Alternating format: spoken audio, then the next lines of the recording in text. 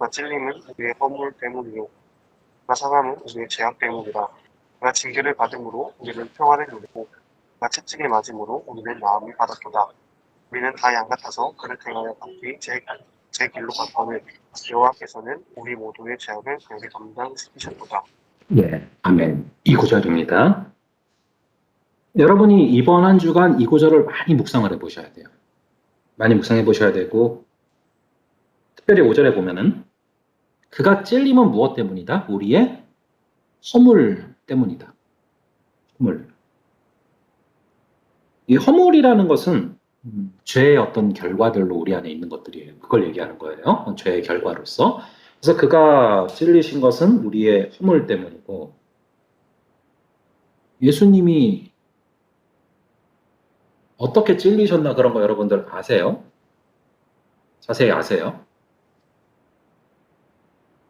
이거를 여러분들이 정말 내가 가해자다, 나 때문에 돌아가셨다, 나 때문에 십자가에서 고통을 당하셨다라는 생각을 진짜로 한다면, 그럼 사실은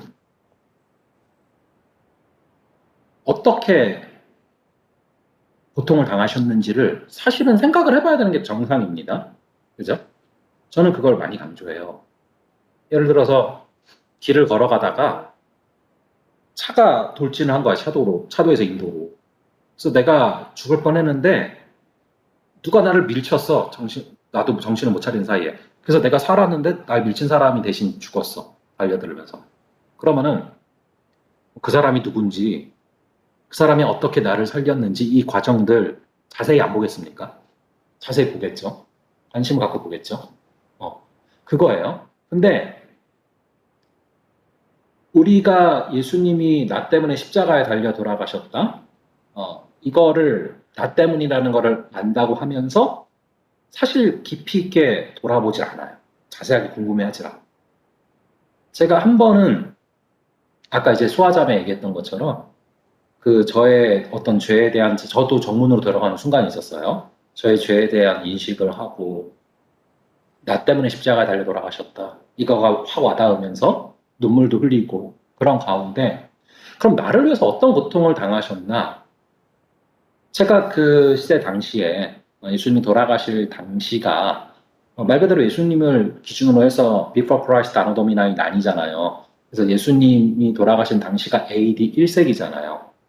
그 시대 당시에 십자가형이 어떻게 진행됐나 이거를 아주 깊게 좀 찾아보고 연구해 본 적이 있었단 말이에요. 그 당시에 예수님도 그 당시에 사람들이 당하던 걸 똑같이 당하셨을 거니까. 근데 그거를 보다가 제가 너무 충격을 받았어요. 그냥 우리가 너무 쉽게 예수님이 나를 위해 십자가에 달려 돌아가셨다 이렇게 말하고 끝나잖아요. 근데 그 십자가에 달리시는 과정들이 너무 만만치 않은 과정인 거예요. 너무 어떻게 이런 것들을 감당을 하셨지?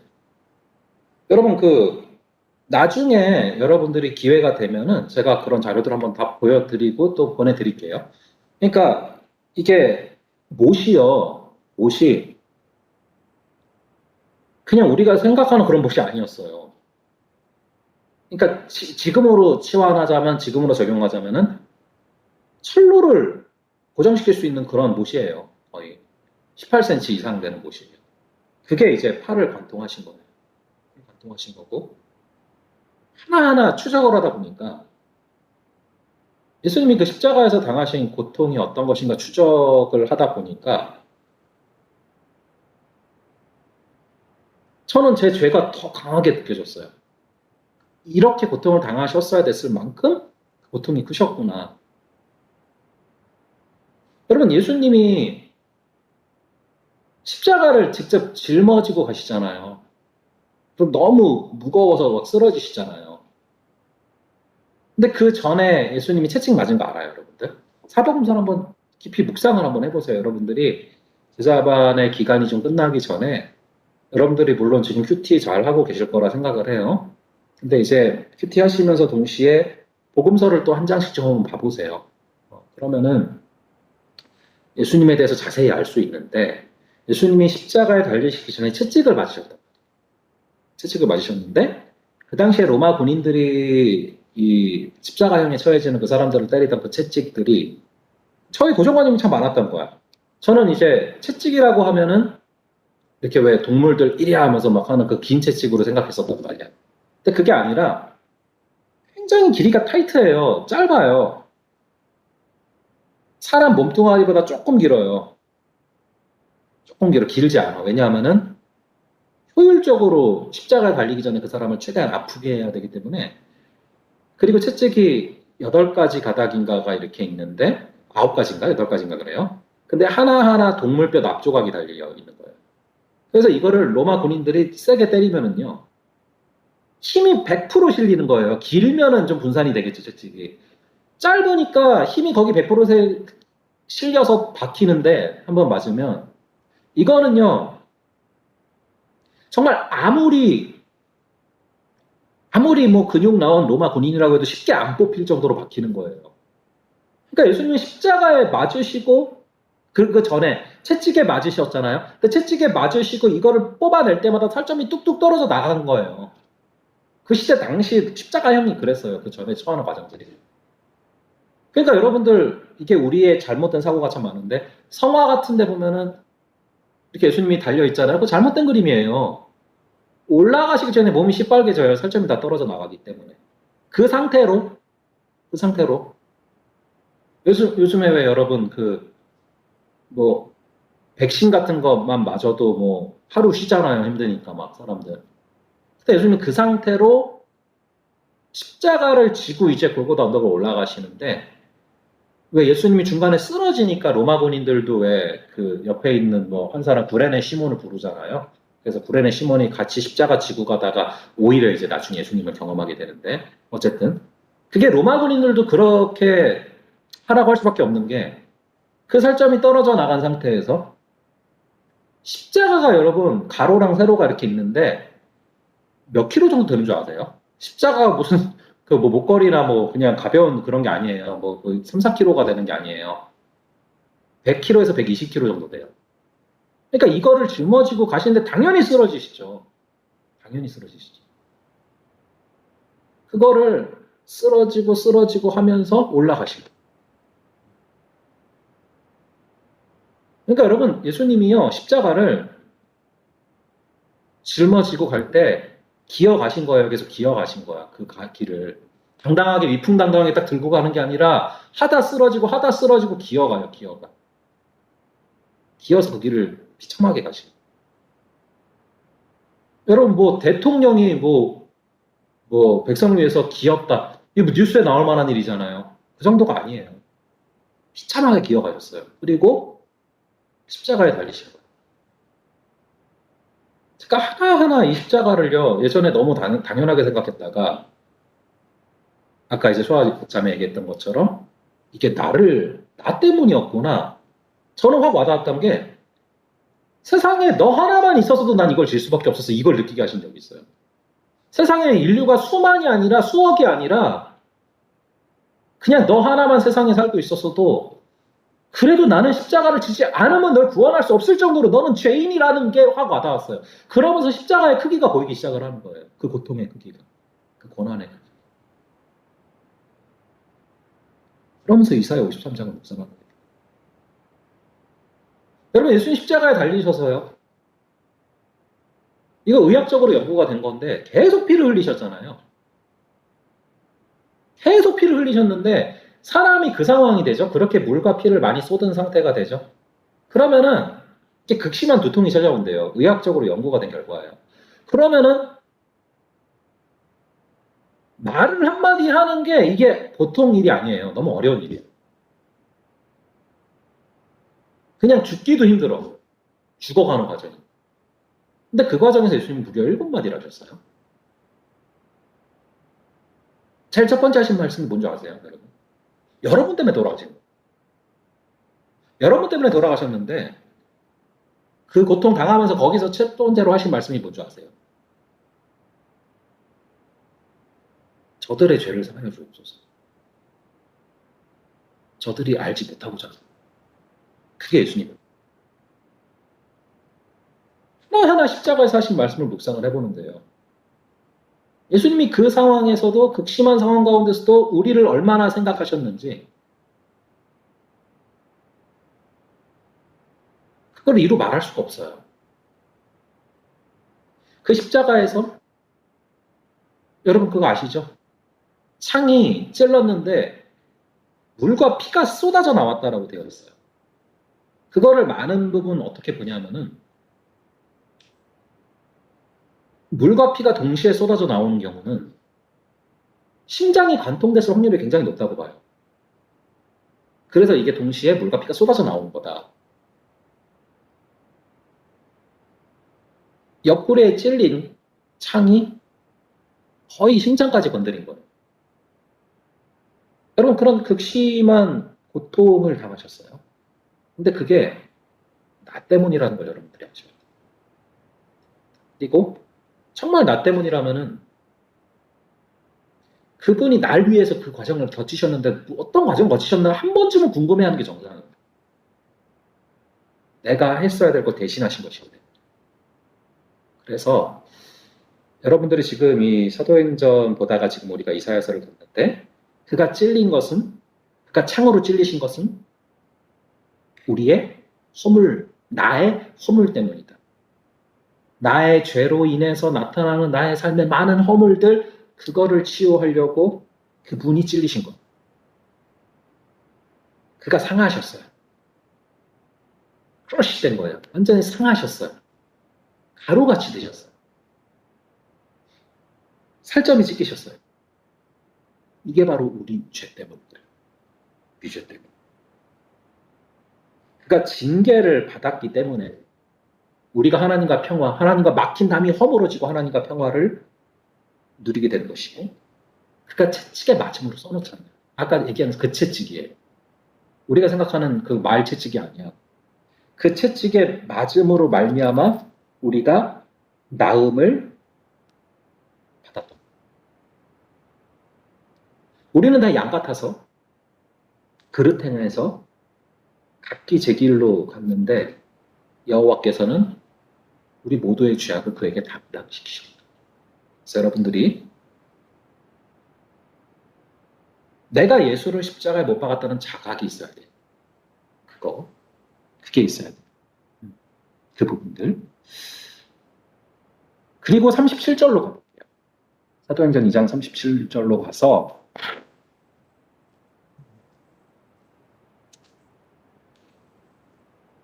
원빈 형제가 사도행전 2장 37절을 한번 봐주세요.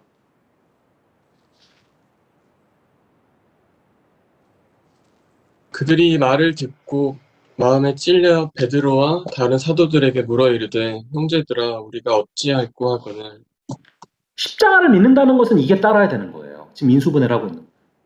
십자가를 믿는다는 건 뭐예요? 뭐가 있어요? 회개가 있습니다. 회개가 있고 구체적으로 보면은 이 구절 그대로 뭐가 찔려요? 마음이 찔립니다. 마음이 찔려야 돼. 정서적인 찔림이 있어야 돼요. 정서적인 찔림, 마음의 찔림. 뿐만 아니라 어찌할꼬 하는 애통함이 뒤따라야 돼요. 두 가지입니다. 마음이 찔려야 돼요. 그리고 어찌할꼬 하는 애통함이 뒤따라야 되는 거예요.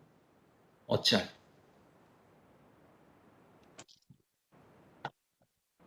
이게 이제 계속 강조가 되는 거예요. 그래서 로마서 5장 8절도 보면은 로마서 5장 8절 여러분들 잘 아시는 구절이죠. 5장 8절에 보면은 우리가 아직 죄인 되었을 때 그리스도께서 우리를 위하여 죽으심으로 우리에 대한 자기의 사랑을 확증하셨다. 즉 이것도 내 죄 때문에 우리 예수님께서 대신 죽었으니 어찌할꼬. 지금 이걸 얘기하는 거예요. 이 정서적인 찔림과 어찌할꼬 하는 애통함. 제가 시간 관계상 스가랴서 10장 1절 여러분들이 집에서 읽어보세요. 에스라 역시 엎드려서 울면서 회개해요. 회개, 아까 이제 우리 원민 형제가 잘 잡아준 거예요. 큰 맥락을. 회개에 따르는 것들이 이런 거예요. 엎드려 울며 회개하는 것. 그래서 요거 한번 읽어줄래요? 뒷부분. 예수를 믿는 예수를 믿는 회개 안에는 엎드려 울며 기도하고 통회하는 것이 포함되어 있다. 그런데 우리는 지금 안구 건조증, 마음의 강팍함, 마음의 물기가 사라지고 영혼의 수분이 말라버리지 않았는가? 요 부분을 여러분들이 좀 많이 묵상해 보셨으면 좋겠고요. 그랬으면 좋겠고. 그래서, 제가 2번까지 끝내고 마칠게요. 이번에 보면은, 그 밑에 보면은, 예수를 믿는 믿음이란 무엇이냐? 십자가를 믿는 믿음이란 무엇이냐? 자신이 예수를 죽였다는 죄책감을 안고 살아가야 돼요, 사실. 그 죄책감과 동시에 그 죄를 용서받았다는 은혜를 함께 품는 거예요. 함께가 중요해요. 그러니까 우리는 구원받은 기쁨 밑에 슬픔이 존재하고 있어야 돼. 왜냐? 그 슬픔이 없이 그냥 기쁨만 있으면 너무 가벼운 기독교가 돼요. 너무 값싼 은혜가 돼. 미량 같은 모습이 그래서 나오는 거예요. 다 용서받았는데 이러고 있어요. 두 가지가 같이 가야 된단 말이에요. 항상 나의 죄 때문에 예수님이 그 고통을 당하셨다. 이 슬픔을 간직한 그런 기쁨. 그럼에도 그 슬픔에 눌려있는 것이 아니라 그럼에도 구원하셨기에 기쁨이 같이 있는 거. 왜냐? 이 애통함이 없으면은 결국에 자기 자아를 내세우는 사람. 아까 봤잖아요. 하나님이 없고 마음에 내가 들어가는 거. 그게 된단 말이에요. 자, 그러면은 우리 오늘은 좀 함께 찬양을 하나 하고, 물론 이제 여러분들 그 카페 계신 분들은 속으로 하시면 돼요. 자, 그래서 이 찬양을 한번 하고 같이 마칠 건데요. 예수 나를 위하여 아시죠? 한번 찾아볼게요. 몇 절인가? 예수 나를 위하여. 144편이고요. 그래서 여러분들이 마음으로 고백하는 게 너무 중요하기 때문에 여러분들이 그 집에 있는 경우는 꼭 같이 고백하면서 찬양을 할게요. 144장 예수 나를 위하여 함께 좀 찬양하고 기도하고 마칠게요. 예수 나를 위하여 십자가를 질 때 세상 죄를 지시고 보초당하셨네. 예수님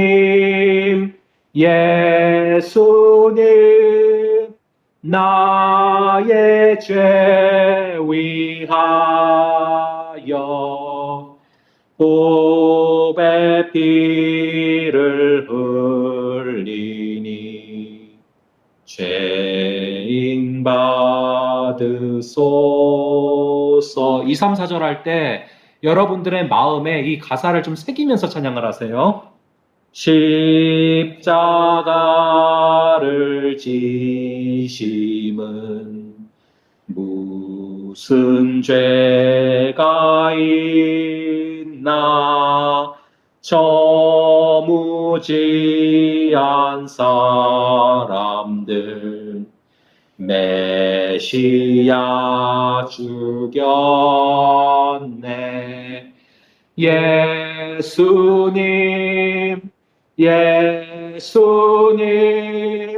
나의 죄 위하여 보배 피를 흘리니 죄인 받으소서. 피와 같이 붉은 죄 없는 이가 없네. 십자가의 공로로 눈과 같이 되네. 예수님 나의 죄 위하여 복의 피를 흘리니 죄인 받으소서. 아름답다 예수여, 나의 좋은 친구. 예수 공로 아니면 영원 형벌 받네. 예수님, 예수님, 나의 죄 위하여 복의 피를 흘리니 죄인 받으소서.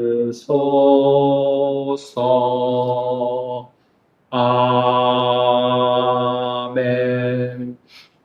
이 시간 제가 잠시 기도하고 마치도록 하겠습니다. 아버지 하나님, 우리가 십자가를 믿는다는 것이 무엇인지를 다시금 바라봅니다. 너가 십자가에 못 박은 이 예수. 아버지, 십자가 사건이 나와 무관한 사건이 아님을 깨닫는 역사를 성령 하나님 허락하여 주시옵소서. 그들이 이 말을 듣고 마음에 찔려 어찌할꼬 하여 아버지의 통함이 있는 구원의 감격을 누리게 하여 주시옵소서. 아버지, 이 십자가가 우리의 마음속에 새겨지게 하시고 이 십자가로 말미암아 살아가게 하시고, 특별히 아버지 하나님, 우리가 마음에 하나님 두기를 싫어하는 그 죄악이 있음을 다시금 바라보았습니다. 아버지, 우리가 범죄하지 않기 위하여 마음에 하나님 두기를 기뻐하는 우리가 되게 하시고 마음에 말씀 두기를 기뻐하는 우리가 되게 하시고, 그리하여서 우리의 죄악들을 십자가에 못 박고 우리 안에서 말씀이 살아가고 나를 살아가게 하는 것이 말씀되게 하여 주시옵소서. 주님 아버지, 이번 한 주간 우리의 죄악이 십자가에서 밝히 보이게 하시고 그로 말미암아 주님의 십자가의 보혈의 능력이 우리의 삶을 적시게 하시고, 아버지 하나님, 그리하여서 우리의 삶에서 마음에 하나님 두기를 싫어하는 것이 아니라 범죄하지 않기 위하여 우리의 마음에 말씀을 두기를 기뻐하는, 하나님 두기를 기뻐하는 그런 한 주간 되게 하여 주시옵소서. 남은 한 주간을 위하여 또 나머지의 기간들을 위하여 계속해서 기도하며 나아갑니다. 아버지, 남은 기간 동안 우리가 이런저런 제약들이 있지만 이 제약을 핑계대지 말게 하시고, 아버지 하나님, 이 제약을 넘어서서 역사하시는 주님을 바라보며 한 명 한 명 주님 앞에 설 수 있는 습관을 형성케 하여 주시고, 한 명 한 명 주님을 경험케 하여 주시고, 한 명 한 명 죄의 문제를 해결하고 주님을 체험케 하시고, 한 명 한 명 예수님의 제자 되게 하여 주시옵소서. 아버지, 계속해서 우리를 붙들어 주시고 인도하여 주실 줄을 믿사오며 이 모든 말씀 우리 주 예수 그리스도의 이름으로 기도합니다. 아멘.